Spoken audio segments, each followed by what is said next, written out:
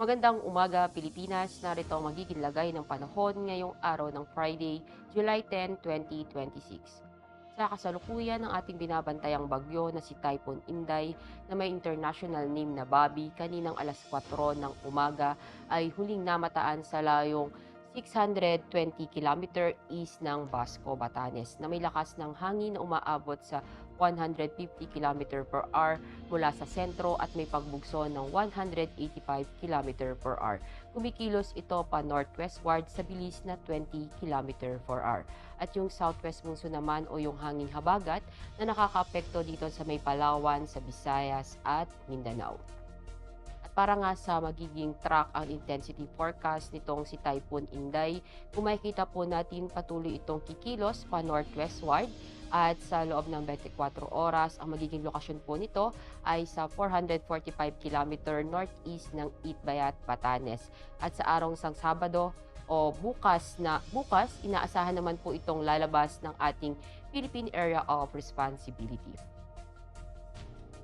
At dahil nga po sa Typhoon Inday, nakataas po ang wind signal number 2 dito sa may Batanes sa eastern portion ng Babuyan Island sa northeastern portion ng mainland ng Cagayan.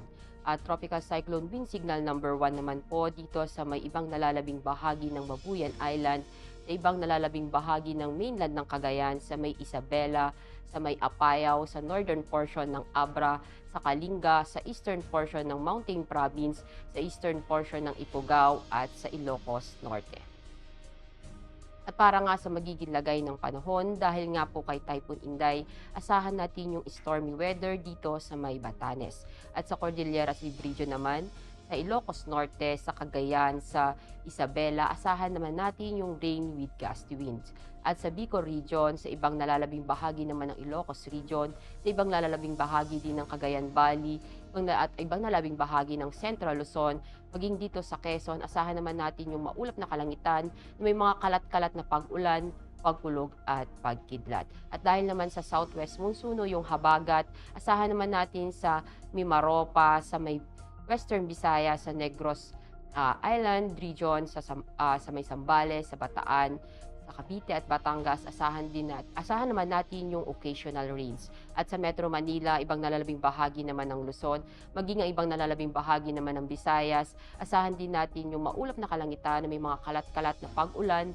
pagkulog at pagkidlat.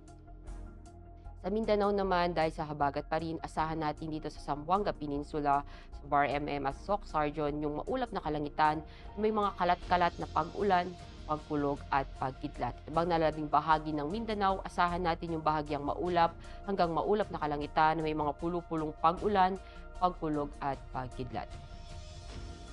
At para naman sa impact to flight operations po, asahan po natin dito sa Batanes, sa Cordillera Region, sa Ilocos Region, sa Cagayan Valley, sa Central Luzon at Bicol Region and Quezon, asahan po natin yung main hazard na destructive winds and torrential rainfall are expected to create extremely hazardous condition for aviation's operations. Yung impact po nito sa rotary ay yung extreme wind gusts are expected to significantly impact air operations, necessitating the suspension of flight operations, hovering and approach maneuvers remain unsafe until condition improve.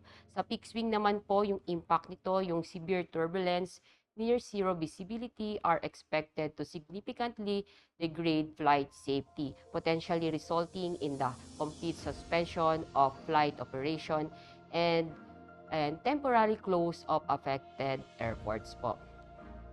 And sa ibang nalalabing bahagi naman ng bansa, dahil sa habagat o southwest monsoon, asahan yung main hazard po yung moist southwesterly flow is expected to produce rain showers, gusty surface wind, and localized reduction in visibility. Impact po nito sa rotary ay reduce visibility and gusty wind, degrade VFR and low altitude flight operations.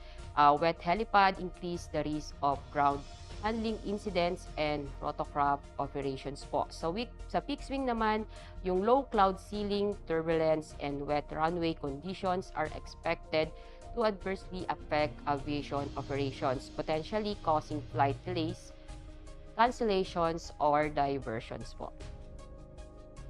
At para sa ating astronomical information, ang araw ay sumikat kaninang 5:33 ng umaga at lulubog mamayang 6:30 ng hapon.